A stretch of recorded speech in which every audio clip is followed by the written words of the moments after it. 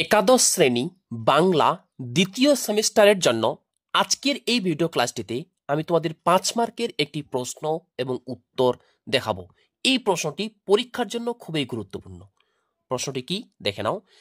তেলেনাপোতা আবিষ্কার গল্প থেকে 5 মার্কের একটি প্রশ্ন।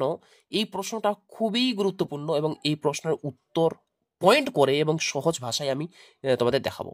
ওকে, আচ্ছা, প্রশ্নটা হচ্ছে তেলেনাপোতা আবিষ্কার গল্পের নামকরণের সার্থকতা বিচার করো বা নামকরণের সার্থকতা লেখো।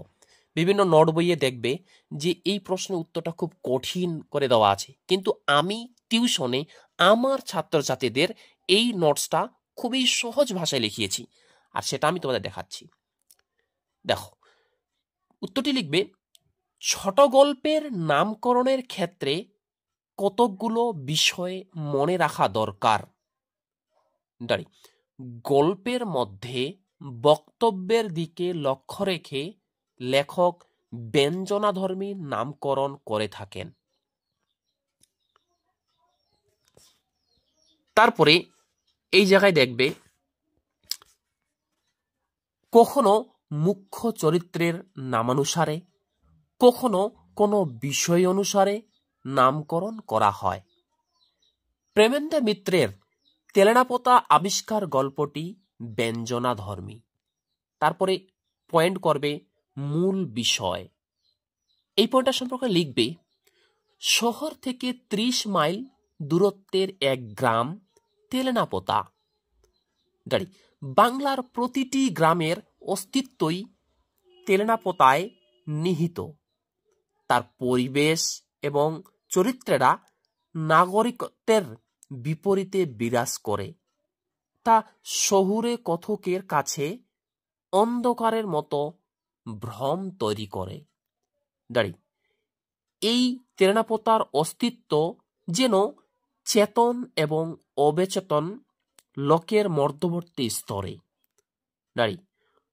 গল্পের কথক ও তার দুই সঙ্গী মাছ ধরার জন্য শহুরে ব্যস্ততার জীবন থেকে মুক্তি পেতে যে গ্রামে এসে পৌঁছায়, সেই গ্রাম তেলেনাপোতা।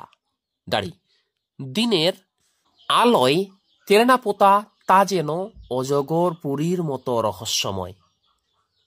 তেলেনাপোতা গল্পের প্রতিটি চরিত্র, বিশেষত যামিনী ও তার মায়ের উপস্থিতি যেন স্বপ্নের মতো। তারপরে একটা পয়েন্ট করবে, পয়েন্টটা করবে কি, সার্থকতা বিচার। এই পয়েন্টটা কিন্তু লিখবেই, এই পয়েন্টটা কিন্তু লিখতেই হবে। লিখবে, সমগ্র গল্প কাঠামো যেন স্বপ্ন। এই গল্পের কাহিনী স্বপ্নের মতো আবিষ্কৃত হয়, আবার চেতনার জাগরণে স্বপ্নের মতোই বাষ্পীভূত হয়ে যায়।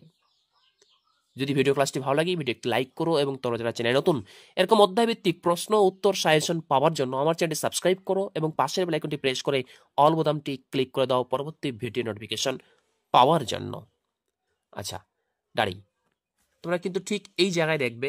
ওকে, আচ্ছা, তাই কাহিনীর গতি প্রকৃতির চরিত্র অনুসরণ করে গল্পটি ব্যঞ্জনাধর্মী নামকরণ সার্থক ও যথার্থ হয়েছে।